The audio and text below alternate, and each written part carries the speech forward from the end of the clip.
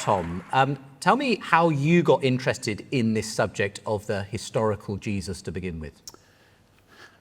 Well, I think it's very difficult to be interested in history and not be interested in the figure of Jesus, because there's a case for saying that he's the most influential human being who's ever lived. I mean, my interest in Jesus, I mean, it has many roots. I went to church and to Sunday school as a child, and I had a godmother who gave me, Bible stories, and the story of Jesus is a brilliant one. From the Christmas story through to the Passion and the Resurrection. I mean, it's a banger. And although I sometimes as a child got a bit muddled, in between those two bookends, you have these incredible parables. And I think whoever else he may have been, Jesus, if we assume that the parables that we get from him in the New Testament, are authentic, he has every claim to be the greatest short story teller who's ever lived. I mean, they are so memorable and powerful. So I kind of grew up with them. I was familiar with them. As a child, I was much more interested in the Romans than I was in the disciples or indeed Jesus himself. So I loved the fact that the Romans were a kind of usually off-stage, but sometimes very on-stage presence. And my interest in Rome, I've carried it through my entire life, and I've written a book, Dynasty, that covers the period in which Jesus lived. So looking at the Roman Empire. And I've recently done a translation of Suetonius, who may or may not have mentioned Jesus, but is a biographer in the kind of way, I suppose, that the four gospel writers are. And then I think what really sharpened it for me was I'd always had a vague sense that the evidence for Jesus was kind of weak. I'd read, as a kind of precocious atheist, casting off my Sunday school learning, lots of books debunking the Old Testament and the historicity of Jesus. But then about 15 years ago, I wrote a book about the origins of Islam, and my sense had always been that the life of Muhammad was much better attested than the life of Jesus. And I was kind of basically writing that was a process of discovering that wasn't the case at all, that actually the seeming depth and detail that we have in the canonical lives of Muhammad is illusory, that these are much, much later, that they're kind of almost 200 years after Muhammad lived. And that then when I came to write Dominion and I had a chapter on Paul, I kept kind of bumping up against how incredibly close in time to the life and death of Jesus Paul was writing. And compared to the sources that you have for the life of Muhammad, I mean, it was astonishingly close. And so that then, I guess, kind of, it re-sparked an interest in who Jesus might have been, how reliable the Gospels and indeed Paul's testimony might be. And I think I find, because of all the other work that I've done, I find it a topic of great fascination. However, having said that, I am not in any way an expert on it. And when I came to write Dominion, I pointedly did not write about Jesus because I just felt unqualified to opine on who Jesus might have been and what his relationship to the Gospels might have been. Yeah. I mean, it's a huge topic and a complex topic, and there are as many different opinions on it, I think, as there are scholars. Indeed, and whenever you make any opinion public, someone's going to be there saying something alternative to it. But I'm glad that you're here, even as a sort of interested historian for whom this isn't your core field, obviously, Tom, but to kind of give us your reflections on it. Peter, you really have dedicated your life to studying the Bible, the historicity of the New and Old Testaments. Tell us sort of what led you to that and why this particular field of the historicity of Jesus matters. So I had the privilege of growing up in a Christian family and then going to school, Ripon Grammar School, state grammar school, where you could learn Greek and Latin, and having a wonderfully strict and inspiring teacher and another teacher who was very inspiring and not strict, and the combination was great. And so I actually wanted to go to university to study the languages that would help me become a Bible translator.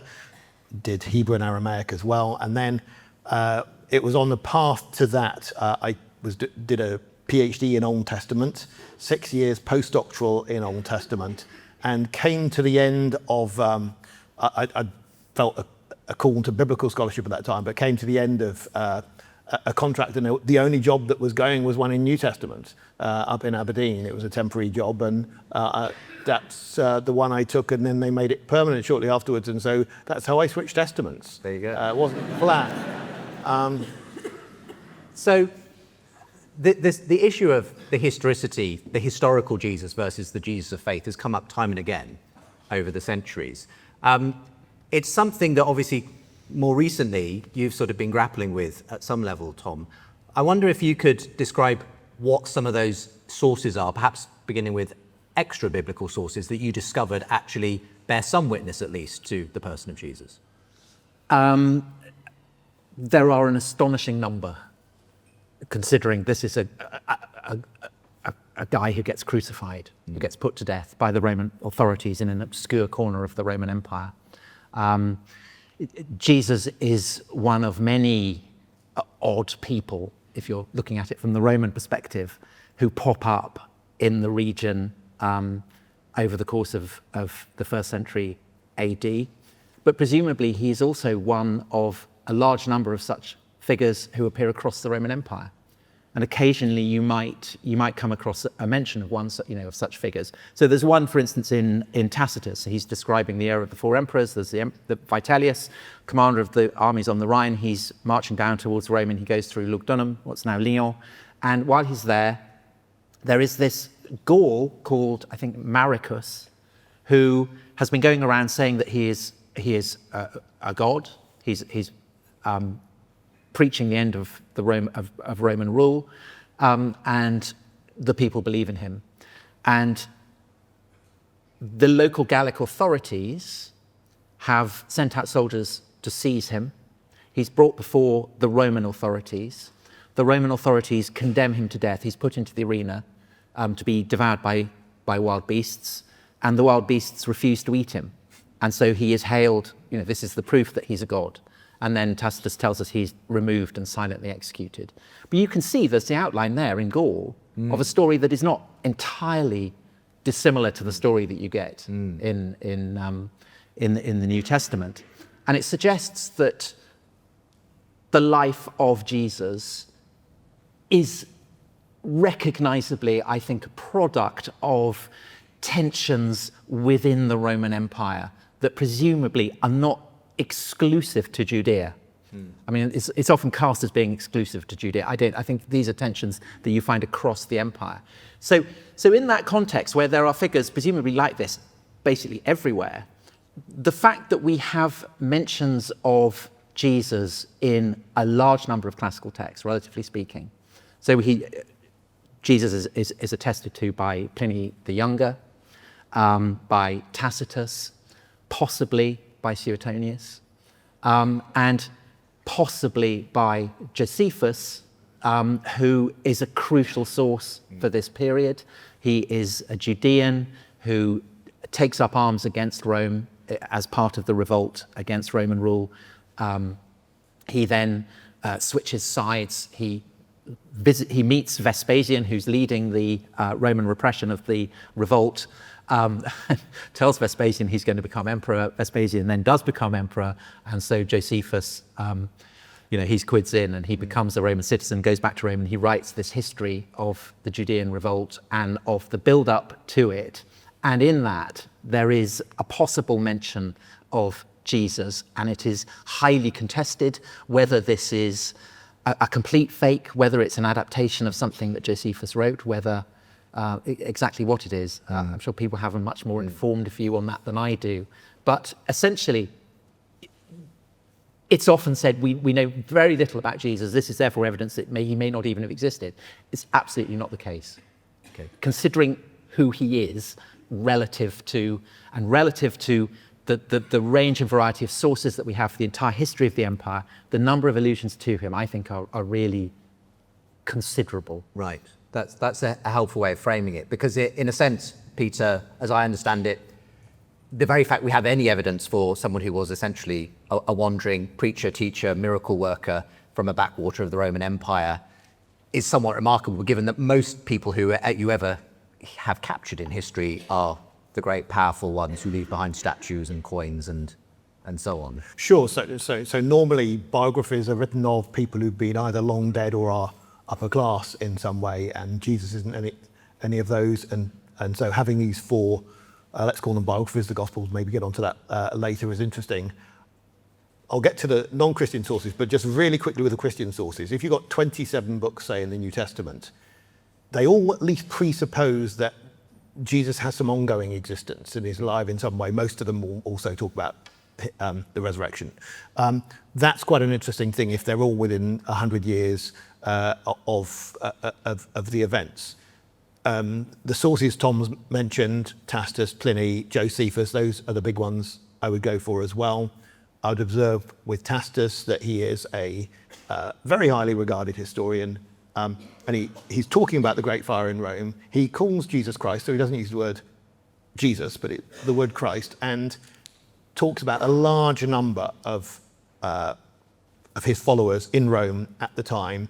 He connects his death with Judea and the time of Pontius Pilate. He gets Pilate's title wrong, but that's a relatively minor thing.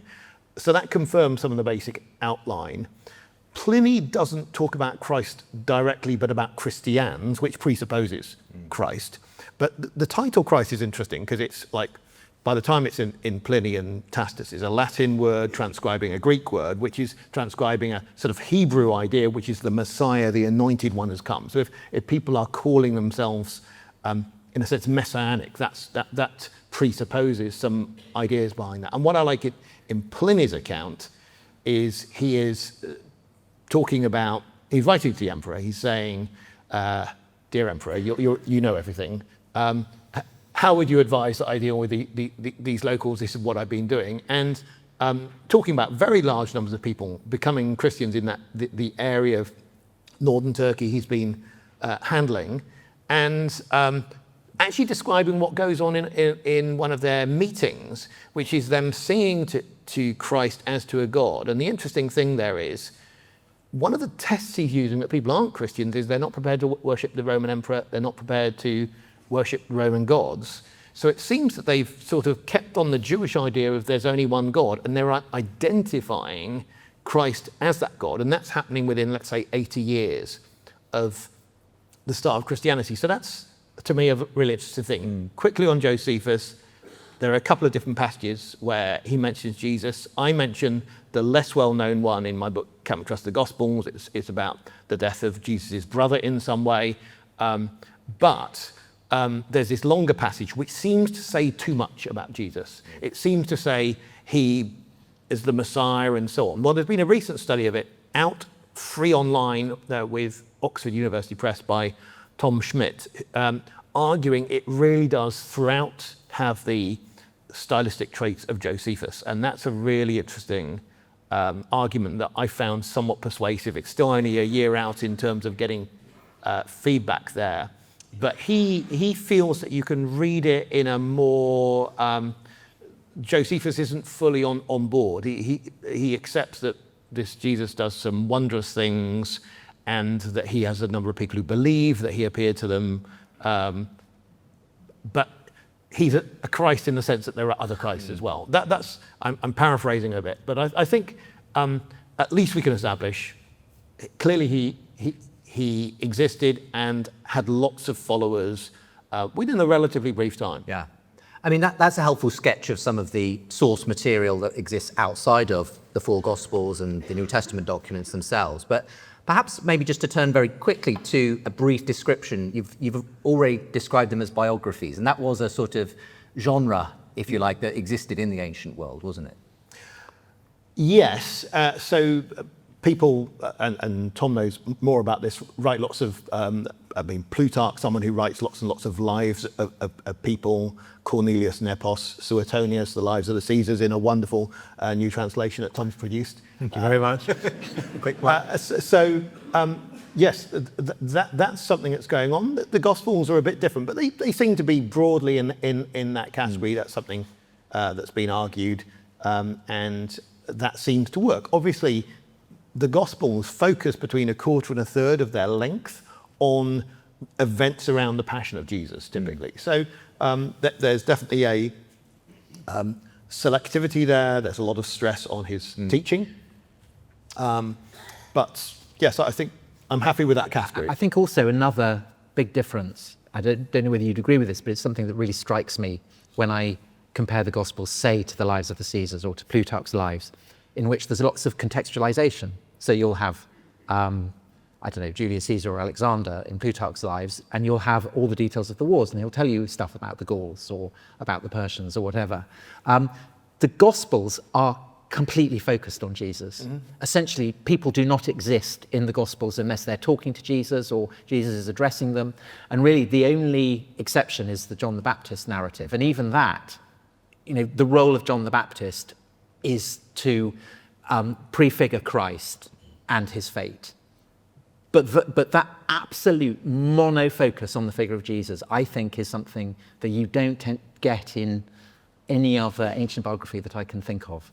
A lot of people would probably assume, well, the Gospels, they're in the Bible, therefore they're a sort of inspirational faith kind of thing for people. Now, obviously, they have that function, but what do you make of the historical relevance, as it were, to really finding out about that time era, and in particular Jesus? I mean, Peter is the talk. I'd be interested to talk about that. Just where you stand on it first. Well, I came back to them from looking at the lives of Muhammad. And the lives of Muhammad, as I said, the earliest one that we have in the form that we receive it now is around 800 AD, and Muhammad is supposed to have died in 622 AD. So that's a massive, massive gap. And in terms of Christianity, that would be like relying on a gospel written around the year 200. And those gospels are clearly nonsense. So in that perspective, the canonical gospels seem to me to palpably reflect the circumstances that would have prevailed in the early first century AD. The apparatus of Roman rule, the tensions in Judean society, the daily life, it all seems to correspond to what we know. There are, it seems to me, certainly the macro, the kind of overall detail seems pretty accurate. I think there are issues around, when you go up close. But again, I'm sure Peter will have views on this. But I think there are issues, for instance, with the nativity narratives. I mean, they seem to me there's a slight mess up there, and I think, and also there are details in the Passion which I think are difficult to explain in the context of what we know about Judean and specifically Roman law, of which Pilate releasing Barabbas would be, right, I guess, the obvious one. So there are kind of areas where I feel that perhaps the lives of Jesus in those Gospels is that there are passages that are being determined by considerations other than a concern with documentary accuracy. But I don't think documentary accuracy is really what the Gospels are about. I mean, they kind of do reflect, I think there is a kind of documentary quality to them, but that's not what the Gospel writers are setting out to do. They're not setting out, like Boswell writing the life of Johnson, to make it, the accuracy is not the prime consideration in terms of that. The concern is to demonstrate that Jesus is what the Gospel writers say he is. That's helpful. I mean, you wrote a book, Can We Trust the Gospels, Peter? And well, the clue is in the name, but you come to the conclusion that actually these are a pretty historically trustworthy set of documents. Do you want to sketch out some of the specifics of why you think you can find real historical value in them? Yes, I mean, I'd probably take it in two steps, which is, I think at the big level, they have this familiarity that Tom's talking about culturally. I mean, they know the geography, they know what people are called, they know the sort of jobs people do, they know where the tax collectors should be, and these sort of things. And also the very complicated political setup in that area, where it's all fragmented up into different kind of Roman areas of control and client kings and things. Yeah, so they basically know that. And so I don't think they're written by people living on some remote island, just sort of... So this isn't sort of something that was written a long time and in a different place from the events as far as you... But there's a further element from my studies, which is I think that they are actually quite accurate in granularity, particularly when it comes to reporting what Christ said. Because you can look at sort of speech patterns that are occurring across the different Gospels that don't all come from each other, and they seem to come from one creative mind. And so, and also, I mean, the way that Jesus calls himself the Son of Man, which no one else seems to call him, the people in the narrative call him Jesus plus something else, because Jesus is a pretty common name, the sixth most common name as far as we can tell at the time, so they have to add something extra. And then the narrator calls him something different. And so it's those sort of layers which are happening across different bits of the Gospels that are interesting. And then with so much speech in the Gospels, so much focus on Jesus, you actually have the ability to analyze patterns of speech that I don't think we're really getting for lots of other people, the same necessary variety that we have with Christ. So I think there are lots of ways of analysing the data, and it turns out quite good. But I'd love to talk to Tom about some of the exceptions he's finding. I mean, I think there's a broad agreement here that the gospel writers seem to get a pretty good job of the general detail of the time, the place, the people, the customs, the language, and so on. But then, as you say, Tom, you've got some concerns about, bits where you feel there's been obviously some sort of fabrication or exaggeration. I mean, first of all, just to say, these kind of snafus are absolutely common in ancient literature. I mean, so I'm preparing a series for the rest of history at the moment on Hannibal. And we have a very detailed account of the wars that Hannibal fought against the Romans from this guy Polybius, who was writing maybe 40, 50 years afterwards. So that's maybe the distance between Jesus and the gospel writers. And he gets quite a lot of things right, but he clearly gets things wrong as well. And that's what you'd expect. I mean, journalists have been known to get things wrong and they're reporting things on the day. Mm-hmm. So I think it's not unusual for historians in antiquity.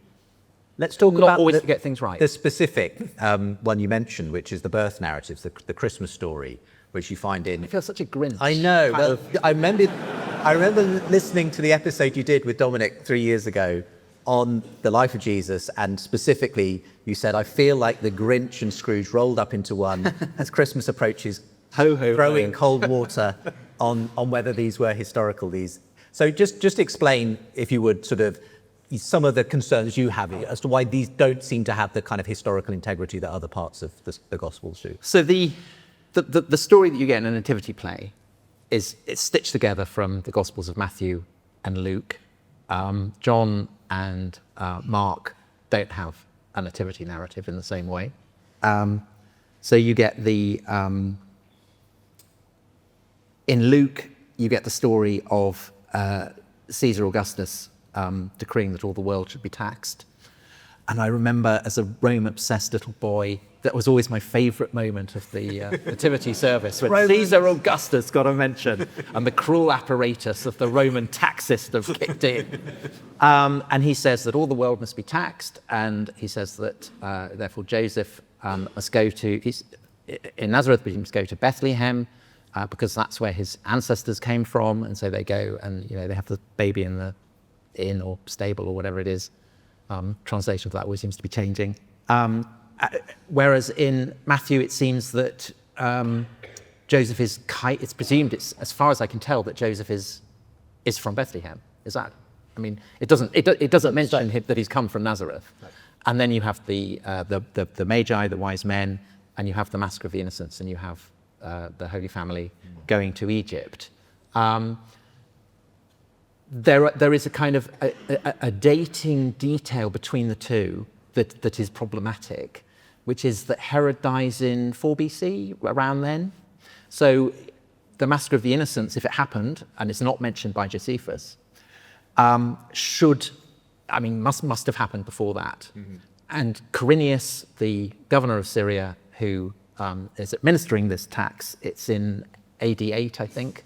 So there's basically a decade gap And it seems to me very difficult to square that. There's also the additional issue that if Joseph is coming from Galilee, Galilee is not ruled by Rome. He's a subject of Herod Antipas, and therefore he's not going to be taxed by the Romans. And there is no evidence that there is a universal tax. There is no evidence that even if there was a tax, that they would have had to go to the place that their forefathers came from. And Joseph is going there because he's a descendant from David. I mean, David lived 1,000 years before. The whole thing seems highly implausible. Okay. And as I say, no evidence for the massacre of the innocents. You'd think Josephus Why do you mentioned think that. it is there then? Do you think someone has decided we need a backstory? What's the kind of motivation, do you think? I think that, as I say, I don't think that getting the granular documentary detail 100% accurate is the prime concern of either Matthew or Luke. Their prime concern is to demonstrate that Jesus is what Christians say he is, and occasionally their attempt to convey that leads them into thinking in terms of poetry, I think. Okay. And I think that there is a poetry about the angel appearing to the shepherds, or the wise men coming, or even the massacre of the innocents in all its horror, that is for the writers of the Gospels profounder. I think also specifically with Luke, I suspect he's read Josephus, because Josephus is very interested in this tax that Quirinius inspires, and Josephus associates it with a rebellion that then appears in the Acts of the Apostles. So, I mean, it's odd that tax and the rebellion that happened, that's mentioned in Acts of the Apostles, inspired by this tax. It suggests to me that Luke is working from Josephus, and his chronology may not be entirely accurate. On top of that, I think that particularly in Luke's gospel, there is a sense of the cult of Augustus, and that there is a degree to which the life of Jesus is a counterpoint to the life of Augustus. And that's what Augustus is, Augustus is there at the beginning. It has to be Augustus. That's why it's a global tax, because it's the global sweep of Caesar, and the birth of Jesus in poverty and obscurity is a deliberate counterpoint to the birth narratives of Augustus, which have an eerie parallel to those of Jesus. So there is a kind of proposed massacre of the innocents, for instance, in Suetonius' Life of Augustus. So I think there are kind of all kinds of complicated things going on there. Quite a lot to potentially respond to there. Yeah, and I won't try and respond to it all because I don't think time will allow, but there's so much I could say. I suppose I would start from saying, say with Luke, I'm finding it to be accurate in a granular way in Luke 15, which I've studied a lot, this story of the two sons and various things where it really seems that almost every word has to come from Jesus because of the artistic whole and the way it patterns with other things that are across his teaching. So I'm also thinking Luke seems to say in the first 4 verses of his gospel, I've taken a lot of care over things. And he's writing for people who know about Roman tax from their own personal experience. And he's got to sound, I think, plausible to them. So I think those would be some sort of things I would frame. And I suppose when we do history, how do you put everything together? And I would say I'd want the Gospels, Matthew and Luke, to stand there, along with Josephus, as things that we use to try and work out what happened.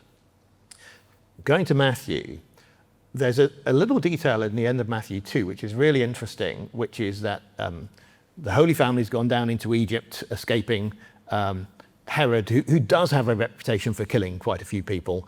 And I'm not sure Josephus necessarily has to mention, let's say, 20 children or more, killed in Bethlehem area. I mean, he tells you generally that...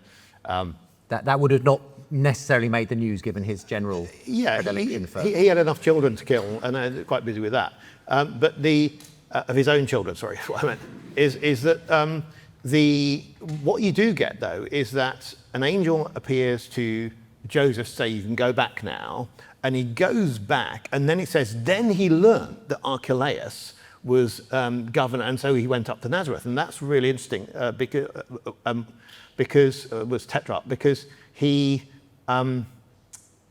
the way Herod kept on changing his will towards the end of his life meant it all had to go off and be decided by Caesar, and everyone didn't know at the point when he died who was going to take over from Herod the Great. And so there's just that piece of historical knowledge there at the end of chapter 2, that there was that surprise knowledge that came out after Herod's death, and that to me is an interesting sort of feature to have in the narrative.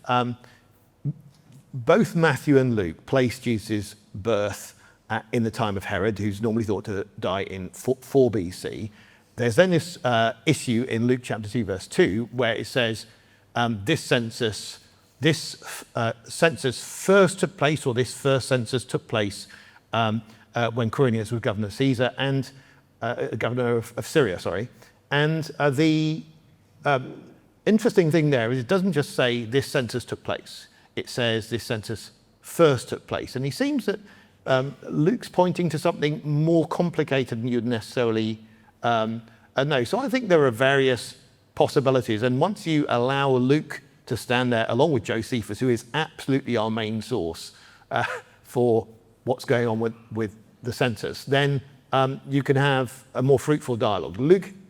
Josephus has a compelling account because he has the rebellion that goes on at the time when this bit of Judea gets transferred from independence as a kingdom to actual Roman rule. That is a very compelling story, and I want to keep the integrity of that, not mess around with the dates. But I think that Luke is not denying that. He's pointing to something more complicated, and there are various possibilities. Okay. I mean, it sounds, I mean, we've obviously got into the weeds of the very specifics of this issue of the dating of Herod's death versus when this census took place under Quirinius. But the general thing I suppose I'm hearing from you, Peter, here is Luke does a pretty good job elsewhere.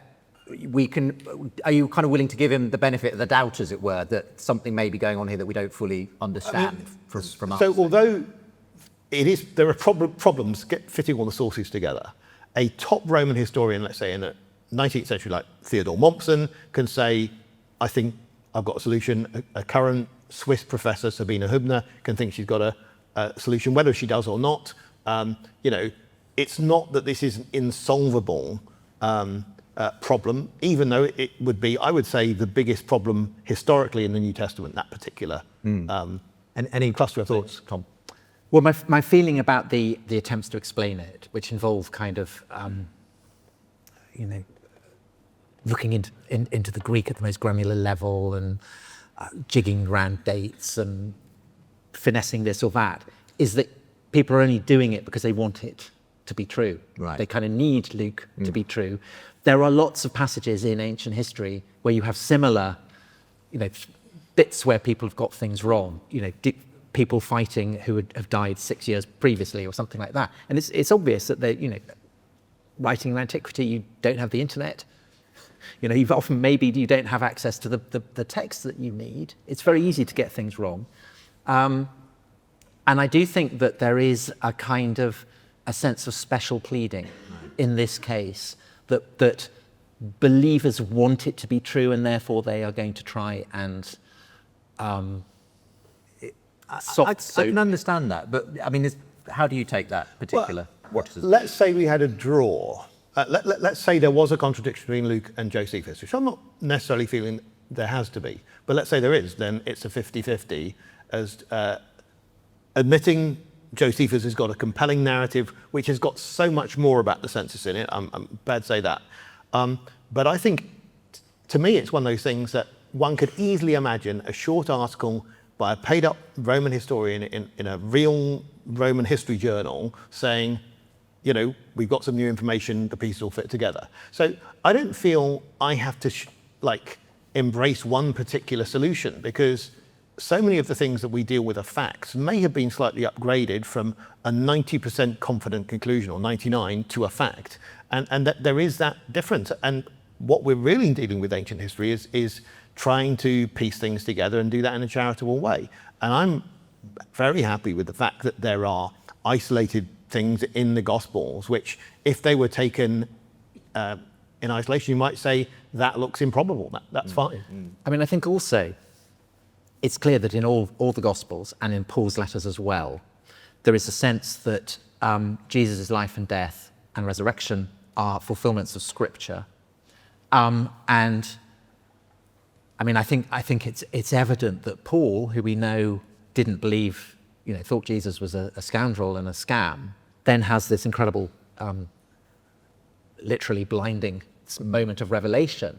And I think he clearly goes away and he reads through the Scriptures and he says, this, it's like in a Christie novel, you suddenly get the solution and everything that you've seen in one way, suddenly you're seeing it in a different way.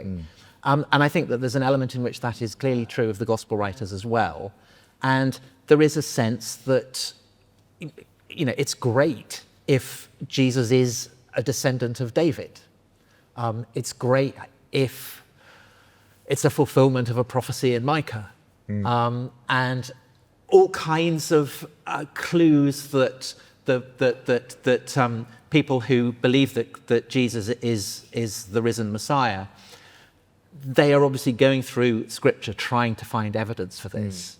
And in their lives, their proclamations of good news, their Gospels, understandably, they are working that in, and they don't see this as fraudulent. I mean, they see this as being conclusive proof of what they believe, but it maybe gives rise to traditions that may not be entirely historically accurate.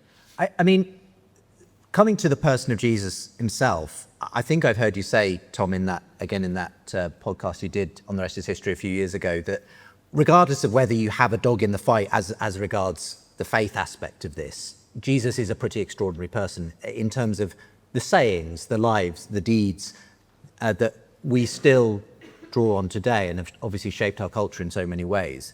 I mean, Peter has written a book called The Surprising Genius of Jesus. What do you think there is something unique in that sense about Jesus as it comes through in the Gospels? So suppose that the Gospels bear no relationship to the historical Jesus, or suppose that Jesus didn't exist, which are, I guess, kind of fringe positions now, but are held.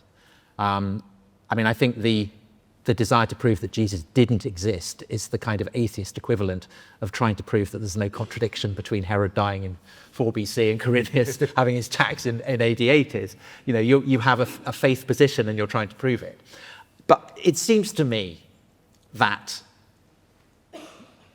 the story the Gospel writers tell is so extraordinary, and the sayings are so extraordinary, the stories are so extraordinary, the arc of the Passion is so extraordinary, that it seems improbable that 4 people, not all of whom are great literary artists by any means, could have made it up. I mean, where is this stuff coming from, if it is? Because if you're saying Jesus, that these are not drawing on authentic traditions, in a sense, you're just kicking the can down the road.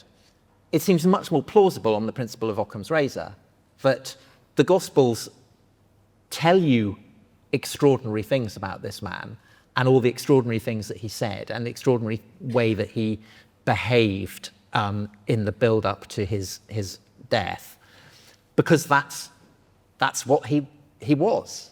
And he was so extraordinary that the details of his life and of things that he said were remembered, and that they were passed down. And we know that they're being passed down long before the Gospels are being written, because, for instance, there are echoes of the Sermon on the Mount in Paul's letters, and then they appear in the Gospels, which are later than Paul's letters.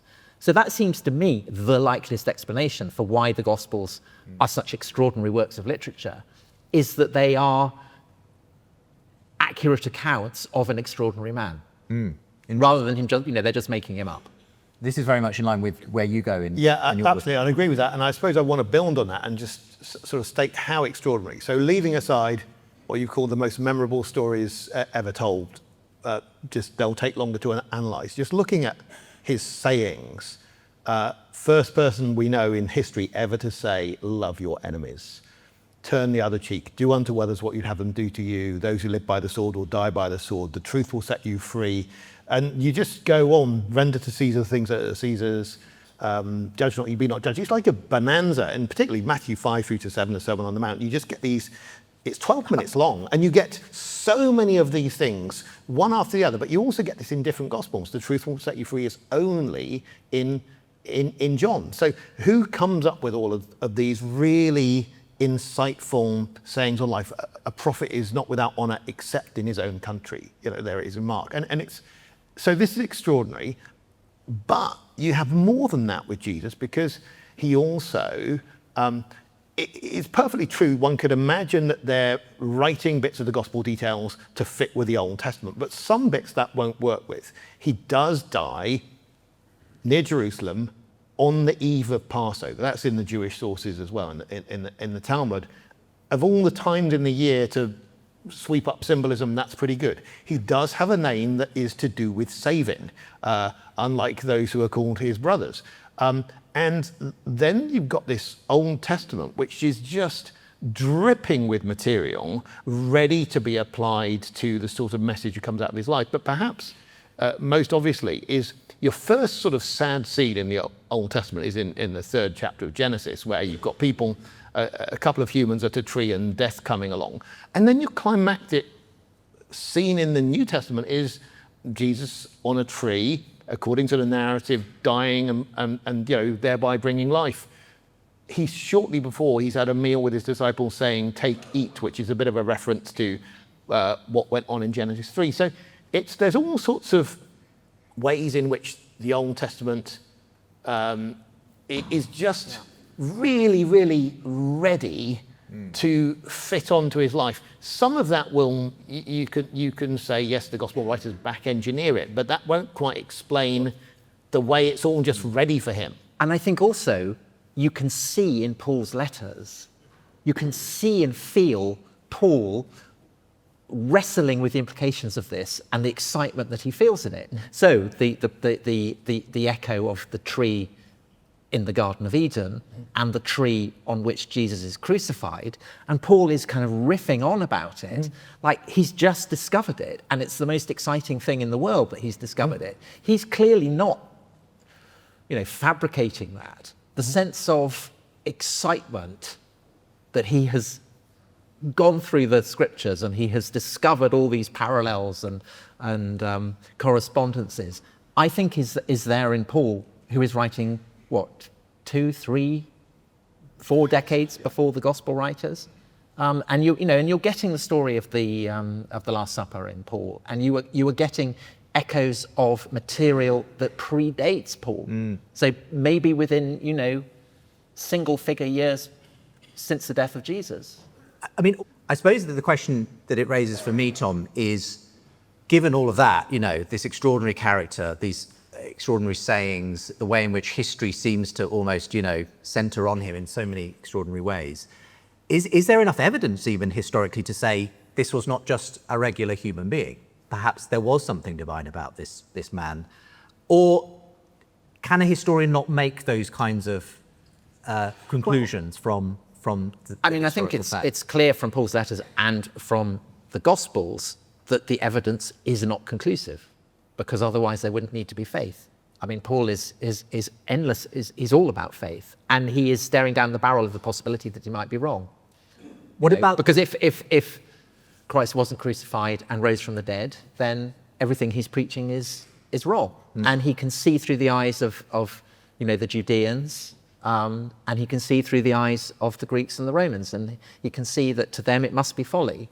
And famously in the Gospels, you have my namesake refusing to believe that Christ has risen until he's actually put his fingers in the holes, and Jesus saying, well, not everyone is going to have this opportunity. And so that the whole point of that story is that doubt is as possible as faith. But in that context of the whole question of doubt, I suppose as a historian, you can say, actually, we have really good evidence that Jesus really did die by Roman crucifixion. It's something that's attested to in all 4 Gospels. But of course, all 4 Gospels also claim he rose again. So is that the point at which you say, you don't know what to do with those historical claims, or we just have to put them to one side? I think you say it's clear that they believed that he had risen from the dead, and that it took them time to work out what that meant. In fact, I mean, as far as I can tell from theologians, they're still trying to work out what that meant. And they clearly believed that something extraordinary had happened. And I think to doubt that makes a nonsense of the emergence and spread of Christianity. But, you know, the Gospels are not the only texts describing someone who lived in the early 1st century AD, for instance, who goes on to become a god. So in his Life of Augustus, Suetonius goes into great details about, you know, the food he liked and the kind of his sexual tastes and, you know, the kind of hat he wore and all this kind of thing. And then he says, then he rose up, he went to heaven and he's seated at the right hand of his divine father. Augustus's divine father, of course, is Julius Caesar, who's also a god. And you go, yeah, whatever. I mean, just because you have the life of an extraordinary person who the person who's writing that life says becomes a god, I don't think serves as evidence that that person did become a god. Okay. Shouldn't we make a distinction between, say, a Roman or a Greek context in which you don't have a bound set of numbers of gods and a Jewish context in which there's only one God? And it seems that Christians kept on the monotheism of Judaism and then identified Jesus as that God. And that's the really extraordinary thing, to be having something like in Philippians, where a bit of Isaiah is quoted where it says, every knee will bow, that he'd be given the name above every name, where it's quoting the Old Testament where God says, to me every knee will bow. And I think it's that sort of thing which is going on, which is so different. And I think you've talked about this thing where, isn't it extraordinary that Jesus tells stories in which he is the king and he is the judge of the world. And that's a really weird thing. He's not just someone who comes out with really amazing sayings. He also has this, I think you call it a high view of himself. Yeah. I mean, I suppose you could say he's not a modest man. Although in many ways, of course, he is the humblest. He is the servant of servants. I think you can sense in the Gospels a very coherent sense of what Jesus thinks is going on and what his role is. And his role is to proclaim the kingdom of heaven, the kingdom of God. And what the kingdom of God exactly is kind of mysterious in the Gospels. But clearly what it is not is something that has any truck with the temple cult of the Judeans or the temple cult of the Romans. Jesus is equally silent before the Sanhedrin and before Pilate, and he rejects the claim of both of them to be the representatives of a divine order that is manifest in earthly power. And I think it's that sense of a kind of division between the world of God, the world of Caesar, the world of the temple, that is so radical and so full of potential for the future. And I think that in that sense, he is properly proclaiming a radical sea shift in the way that certainly people in the Christian world will come to conceptualize pretty much everything. And that is a really, really profound sense that you don't have to believe that he's the Son of God to recognize that he is preaching something that is seismic in its implications. But I mean, just to go back to Augustus, Augustus also, hit the idea of his divinity and the divinity of Caesar. I mean, that is also kind of quite radical in the context of the Roman world, because it's making manifest in a way that people can perhaps instinctively understand the process of change from a republican system of government to an autocratic imperial system of government. And so again, you can see how at exactly the same time that the Gospels and Paul's letters and so on are preaching a recalibration of how believers in Christ should understand society, humanity, and the relationship of the earthly to the divine.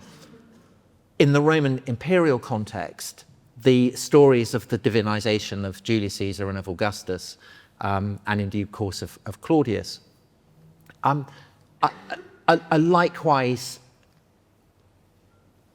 channeling profound changes in the way that the Roman world functions and how people understand the society in which Romans lived.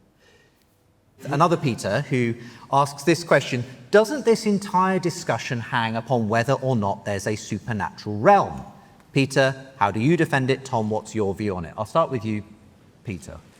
Well, obviously, your prior beliefs, what you believe about the world, is going to have a big effect on what you believe is possible. So when you are open to the supernatural, particularly if you believe that God's already done amazing things, say in the Old Testament, the idea that he might raise his son from the dead in the New Testament isn't asking you to believe something qualitatively different. So I think, yes, a lot depends on your overall view on things. I think it is possible to have your foot in two camps and to be comparing two very contrasting approaches to making sense of everything simultaneously and to look inside and out of them. Do you ever feel like you have a foot in both camps, Tom? I feel like I have, well, I've only got 2 feet, but if I feel like I've got multiple feet in multiple camps. The dream of writing history is to be objective and neutral, I guess. I mean, that's been since the Enlightenment, that's been the model. And when I came to write the book I wrote about Islam, which was also about religion and monotheism in late antiquity, so it was also about Talmudic Judaism and Christianity and Zoroastrianism and all kinds of things as well. I did it as someone who didn't believe in God, who didn't think that God, for instance, had spoken to Muhammad, didn't think the Quran came from God. And I felt that made me therefore more objective than, say, Muslim scholars who did think that was an explanation for the Quran. But I realized, of course, while writing it, just how arrogant a perspective that was, that my presuppositions and assumptions were just as much a faith position as that of a believing Muslim. And I remember doing an event, and there was a Muslim woman in the audience, and she asked me about why have you written this book about Islam, which essentially you're questioning all kinds of things that are incredibly important to me, that are central to my understanding of how the universe functions and my place within it, and you would never do this to your own belief system. And I really felt the sting and force of that, and actually I was at that process starting to question my own belief system, which I was coming to realize was essentially a kind of very milky tea form of Christianity. That what I had thought was, that I'd emancipated myself from superstition, and that I just had to look into my heart and I would know what was right. That actually I was just doing what Paul was doing. And that's how I came to write Dominion, was a kind of acknowledgement of the fact that my soggy humanist agnosticism was itself contingent, was itself a faith position. And I guess that the realization of that has made me worry that to cling too dogmatically to a kind of skepticism about the dimension of the supernatural is to cut yourself off as a materialist in the 21st century from how the vast majority of human beings across the world and through the sweep of time have thought, because we are the ones in the 21st century West who are unusual. And so now, whenever I look at different periods of time in different places, I try and imagine that I'm trying to imagine myself into not just believing in the supernatural, because that makes it sound like the supernatural is something distinct from the material, that the supernatural is it's like the milk in the tea. You can't separate it out. So whether that's ancient Athens or whether it's 15th century France or whatever, that's what I'm trying, I guess, to think myself into. And because I recognize that culturally in all kinds of ways, my gut assumptions are Christian, I am interested in, dare I say, sacralizing them. in kind of breathing the life of the supernatural back into them and seeing what happens. And it just makes things more interesting. And Yeah, I mean, it's interesting because inevitably, at the core of this conversation, I think there is this back and forth between the sort of objective historical inquiry with your historian hat on, Tom, and the fact that you've spoken openly about the fact you do have, an increasing draw towards faith in some sense. it's either all or nothing for me. Okay. It's either the Nietzschean abyss or the experience of Marian visitations. Okay. I'm not interested in being a soggy centrist anymore. No, all or nothing. Well, in that vein, coming again to this question of history versus faith and so on, someone asks, is there enough evidence to say Jesus rose from the dead? And there's other similar questions asking, to what extent can we use historical methods to point towards an obviously supernatural event like that? I'll start with you, Peter. So I would say there is evidence, strong evidence, that Jesus rose from the dead. I don't think it's coercive evidence. And we have, even within the gospel accounts, the way things are often not coercive. I mean, there's a story in Luke of Christ being on the cross, two criminals either side of him seeing exactly the same thing and having two different reactions. So I think what I'd say is, for me, the fact that there are clearly lots of people believe they saw Jesus risen from the dead early on. 1 Corinthians 15, Galatians, other parts of Paul clearly show belief in the resurrection is an early thing. Then you have a missing body, and it's not just a missing body of any old person, it's the fact that this same person also has the most genius sayings, the most genius stories, is believed to, comes from a remarkable people group, dies at a remarkable time, has a remarkable day, and you just list all of these things. And so it's the fact that it just doesn't happen to someone random from Huddersfield, if you excuse me, anyone. Nothing against Huddersfield, but... No, so that's what I'd say. Those things come together and they make a pattern. And so when I would argue for the resurrection, I'm not asking for people to believe in a weird paranormal thing. I'm asking for people to embrace the fact that, as I see it, miracles around Jesus make a pattern. There's actually a new pattern emerging, rather than it's just an anomaly to the normally pattern-formed crystal of life. What's your perspective on this idea that history could be used in some sense to at least suggest that something supernatural was actually at the core of that? Or do you feel that's just ruled out to some extent by the historical method? Well, it's ruled out by the evidence of the Gospels themselves, which clearly integrate within their narratives the possibility of disbelief and miscomprehension. Mary sees the risen Christ and mistakes him for the gardener. The guards are there because the possibility that people might come and steal the body is something that the authorities are worried about. So the explanations that people subsequently have made to explain away what happened to the body, or who the risen Jesus was, are there in the Gospels. The possibility that, Mary and the disciples mistook Jesus for someone else, or the fact that perhaps the body was taken by interested parties, is there in the Gospels. And again, it's part of this message that, in a sense, there are dramatic, in the opinion of the Gospel writers and of the early Christians, you will feel it in your heart. If you don't witness the risen Christ yourself, maybe he'll appear to you on the road to Damascus. But there are lots of people, obviously, who don't think that Jesus rose from the dead, because otherwise the world would have become Christian within a year. Well, and it doesn't. But because there are all kinds of people who think it's nonsense and who continue to think it's nonsense for centuries and centuries, right the way up to the present day. But nonetheless, you also said earlier that you do think that those first followers who did claim to have seen the risen Christ were telling the truth. They really did believe they had seen. But Paul, for instance, is preaching the need. You need to feel it in your heart. Right. Any thoughts on that? Yeah, so I take it that Paul believes in a bodily resurrection, because his argument in Romans is this has an effect for your mortal bodies, and it's your physically going to be resurrected. So I take it that he doesn't just believe in a sort of Yeah. spiritual resurrection. But Tom's quite right.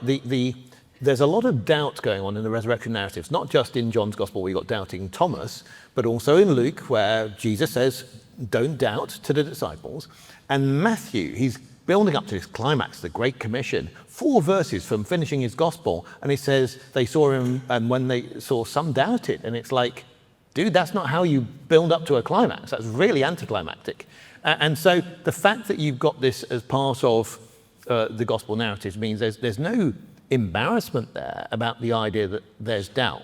But there is this constant theme in all of the early Christian writings and since of Christians using evidence, not necessarily saying we're doing the discipline of history, but using rational arguments that are related to how we evidentially approach the past and saying that is relevant and it comes together and it does point to something remarkable going on that you can respond to.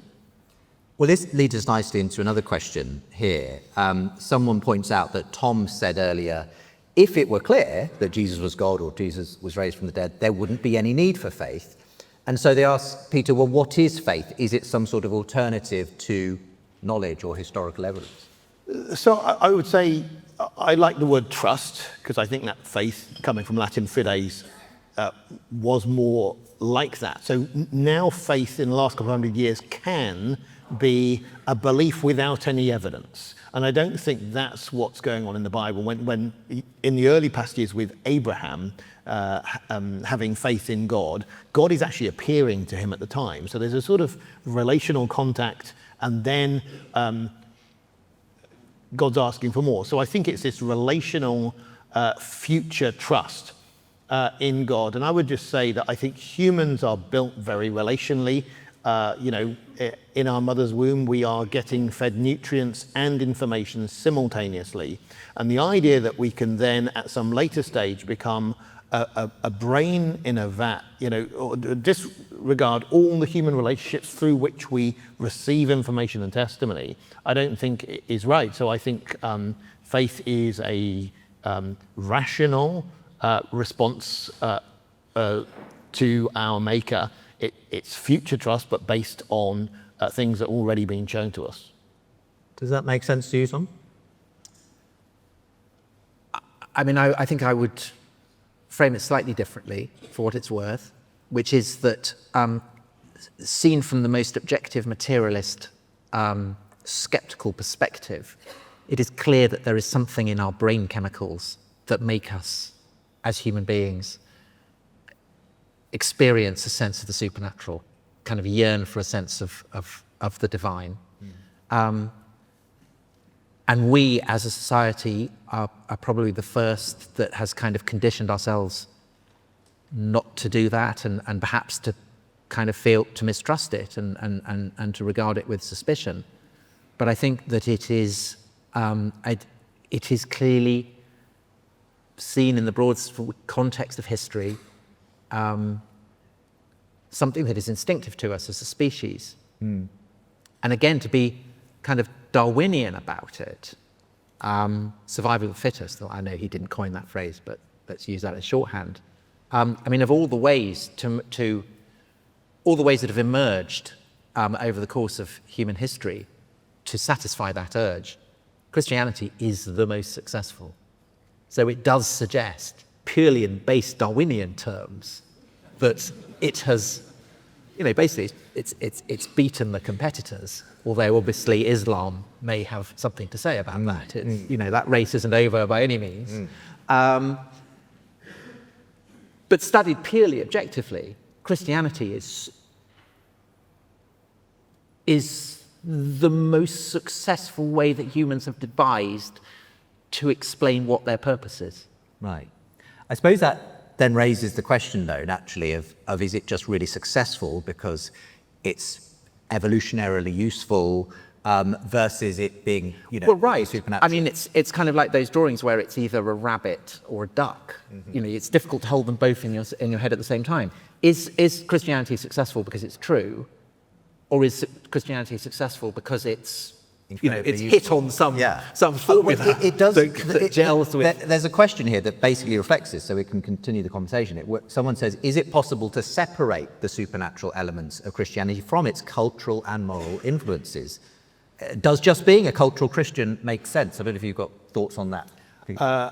So the very, very best thing about Christianity is Jesus, okay? So if you're missing out on that, you're missing out on a lot. But obviously, I think it would be far better to be a cultural Christian, acknowledging that there's a lot of wisdom in the teachings of Christianity, than not to be. But the very best thing would be actually to partake of a relationship with Jesus. That is the best.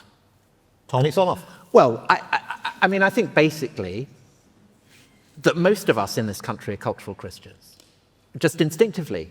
And I think there is no one who's more culturally Christian than the atheist who says, I don't need some, Bronze Age sky fairy telling me how to behave, because I just know how to behave. I'm a good person. I don't need the Bible to tell me to care for the weak and the poor and the refugee. Manifesting the fact that they are the result of centuries worth of biblical weathering. So in a sense, to be a cultural Christian is still to believe stuff. It's still to believe stuff that to, say, a pre-Christian Roman, would have seemed mad and not at all self-evident. Let's move to some specifically historical questions, because a lot of those are here as well. We've been talking about the Gospels a lot this evening. Someone asked, can Christians actually trust the people who decided which books should be in the Bible? And should Christians read books that were not chosen? Peter, do you want to start? Well, the second question is easy. Yeah, read loads of books. Okay. But in terms of the four Gospels are the four earliest and qualitatively best in terms of their knowledge base and so on. But also say that this idea that a group later decides on what ones to have in doesn't quite acknowledge what the Gospels claim about themselves. So John's Gospel begins, in the beginning was the Word. That opening has been used in the Bible before, in the very first book, in Genesis. In the beginning, God created. So it's sort of saying, I'm the same sort of book as Genesis. Matthew's doing likewise when it begins with a whole load of begot, like in Genesis 5. And it's the book of the, book of Genesis, the first two Greek words in Matthew. Luke's beginning like 1 Samuel with a barren couple, a righteous couple, and there's going to be some poetry coming up soon. And Mark's saying Elijah's back, and last time Elijah was around those scriptures. So I think that actually the four Gospels are presenting us early on with this binary choice of either they are overclaiming in a bad way, or you should accept them. I don't think they offer you the idea that John's Gospel just gradually creeps up in authority when it's claiming that sort of authority up front. Now, there's more that can be said about that, but so I don't put a big emphasis on, say, what happened in the 4th century. I'd also say in the 2nd century, you get, by the second half of the 2nd century, you get across a fairly wide area the idea that there are four Gospels. And that I think is in Egypt and France and Syria. So, across different areas without a centralized Christian power, that those four are way out ahead of anything else. What's your sense of why these four Gospels made it in versus the many other contenders? Well, I mean, when I was a teenager and reading the Holy Blood and the Holy Grail, which is inspiration for the Da Vinci Code, I was all over the idea that, the boring stiffs who'd frozen out all the groovy Gospels with, Jesus marrying Mary Magdalene and taking mushrooms and all that kind of stuff. And obviously the reason that they'd been frozen out is because the boring squares had organized it. But I feel that's not an entirely accurate perspective of what happened. So essentially, the reason that we have the four canonical Gospels is because it was a response to a guy called Marcion, who was a shipping magnate from the Black Sea, who felt something that I'm sure lots of people who are Christians have often felt. I mean, it seems to me that the contemporary church is quite Marcionite in that it doesn't really know what to do with the Old Testament. And Marcion's feeling was that the God of the Old Testament and the God of the New Testament were clearly so different that they couldn't be the same God. And so Luke's Gospel, Acts of the Apostles, and 3 of his letters or something. He has some of Paul. Some of Paul's letters. And he says, this is basically all we need, everything else is rubbish. And this is a massive challenge because nobody had thought, because a canon means a measuring stick in Greek. So you measure out which are the correct things to have. And no one had really thought of compiling a canon before. But there's a sense of panic on the part of what I think you can call what the great church, the Catholic Church, the Orthodox Church. I mean, the sense that there is a mass body of Christians who feel the challenge that Marcion is presenting to them, and who essentially get together and say, well, what are we going to do about this? And the first crucial decision they take is that there is an Old Testament and there is a New Testament. And that's where the idea, that you pair the two. They're not jettisoning the idea that the God of the Old Testament is somehow different from the God of the New Testament, which is obviously fundamental to the development of Christian orthodoxy. But they also say, okay, what are the earliest, the best, the most authenticated Gospels? And in a sense, biblical, New Testament scholarship is beginning with this. They're deliberately stress testing which are the most authentic accounts. And all these all the Gnostic Gospels that then start to emerge, they're basically very snobbish. They're intellectually snobbish. They're essentially saying, you have to have a equivalent of a PhD to understand what God's purpose is, which is why intellectuals love them so much. But the key thing about the Fork Gospels is that they contain all these potential theological riches. I mean, they have been the great motor for Christian theology as it's evolved. But it is also incredibly comprehensible. That's the power of the parables. It's the power of the nativity. And you get it in Oregon, this great Christian scholar in Alexandria in the early 3rd century who is steeped in Greek philosophy. He speaks Hebrew. He's incredibly intellectual, but he says, sometimes I contemplate, the Christ child drinking his mother's milk, and I fall down and I'm struck dumb with wonder that this could be such a thing. And he's feeling wonder at exactly something that, an illiterate scullery maid or a peasant out in the fields might also feel wonder at. And that, I think, is the genius of those Gospels, is that they make sense in terms of story. And again, to say that is to realize how culturally determined our sense of the sacred is. Because there are Muslim scholars, very few of them, because most Muslim scholars regard the Gospels as they've been tampered with by Christians who want to disguise the fact that Jesus was actually a Muslim and wasn't crucified. But those who do read it, they say, what is going on here? It's just a load of stories. You don't get that in the Quran. The Quran has kind of almost banished narrative from its fabric. And then they're reading all this stuff about, people being mugged on roads and virgins who were misbehaving and, what the hell's going on here? But in terms of how the Gospels have manifested themselves over the course of 2,000 years, it's the fact that those narratives are so potent and powerful that does so much to explain the power of Christianity, I think. Whereas in the Gnostic Gospels, it's all blah. One more question on the Gospels before we have to start wrapping this up. One person says, this was a popular question, 40 years after Jesus' death is still kind of a long time. Why didn't the authors write the Gospels 5 years after his death? So I'd say the Gospels are close enough to the events to be right and far enough away to be wrong. On timing, at Tom's point, people can say the wrong thing about what happened today. I don't give dates to the Gospels, but they got names on Matthew, Mark, Luke, and John.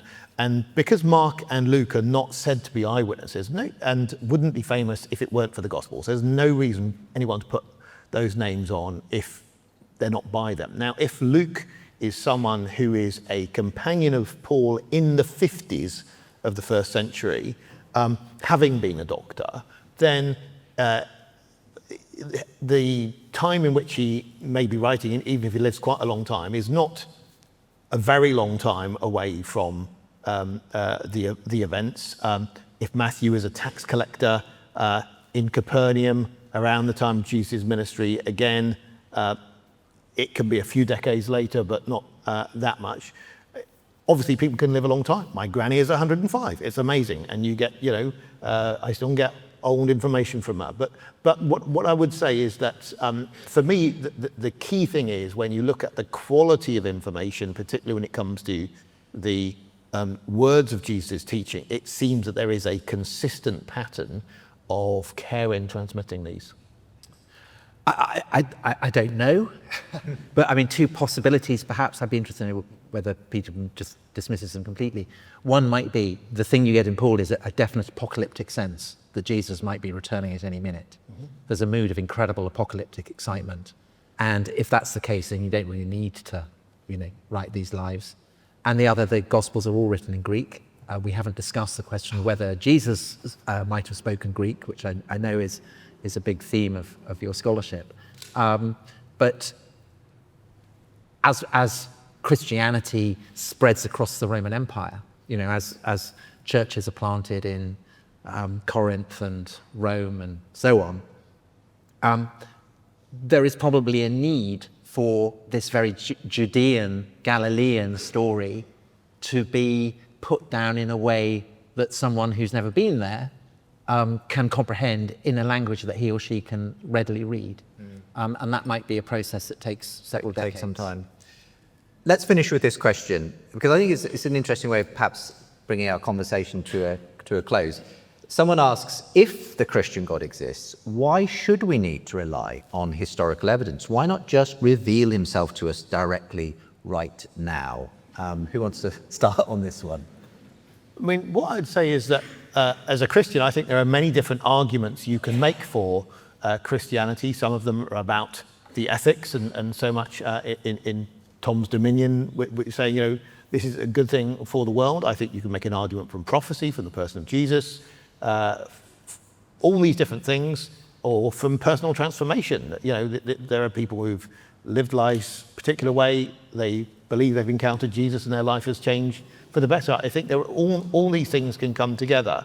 The thing about why shouldn't God show himself? Well, the argument of Christians is that he did. In the person of Jesus, God came and manifested himself. Of course, if God is infinite, then he cannot reveal everything of himself to us, to our senses, because we're not able to take that in. The very best way to communicate with a human is through a human. And so that's what I'd say is God's done that, but he also wants us to respond to him. And we are all live our lives trusting other humans, and so God comes to us in that way and invites us to trust him. Do you want to have a final word, Tom? I am not going to try and explain the motives of God. I feel that is a task that has defeated much mightier minds than mine, and I feel it is way beyond my pay grade. Well, I appreciate you coming in at your pay grade tonight for this brilliant conversation on the history, on the way in which faith intersects with all of these issues. But for now, would you give a huge round of applause to our guests, Tom Vollen and Peter J.